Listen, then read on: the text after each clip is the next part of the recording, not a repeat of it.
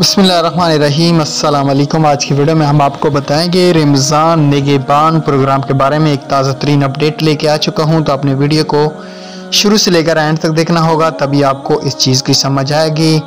बहुत सी news social media पे चल रही हैं कि रमज़ान निगहबान प्रोग्राम की रजिस्ट्रेशन दोबारा से स्टार्ट की जाएगी, क्योंकि काफ़ी गरीबों को इसका हक नहीं दिया। सिंध हुकूमत को मैं वेलकम करता हूं दिल की अता गहराइयों से, क्योंकि उन्होंने एक ऐसा निज़ाम निकाला है।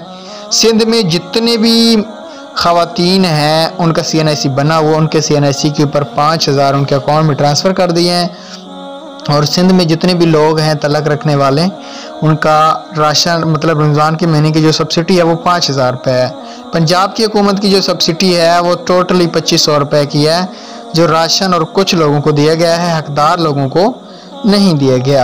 यहाँ पे मेरे दोस्तों, हम जो भी ID कार्ड नंबर लगाते हैं तो वो कार्ड तकरीबन नैल होता है, ठीक हो गया।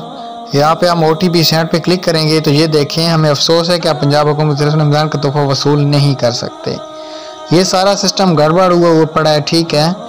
तो एक न्यू अपडेट आपको यही देने वाला हूँ। गरीब जो ख़वातीन हैं उनके लिए बहुत सी शिकायत वज़ीर आला पंजाब मरियम नवाज़ के शिकायत सेल नंबर पे कंप्लेन होने के बावजूद गवर्नमेंट ने आने वाले 20 डेट को इंशाल्लाह इसकी रजिस्ट्रेशन भी स्टार्ट कर दी जाएगी। Thanks for watching. एक नेक्स्ट वीडियो में मिलेंगे, तब तक दीजिएगा इजाज़त। अल्लाह हाफ़िज़।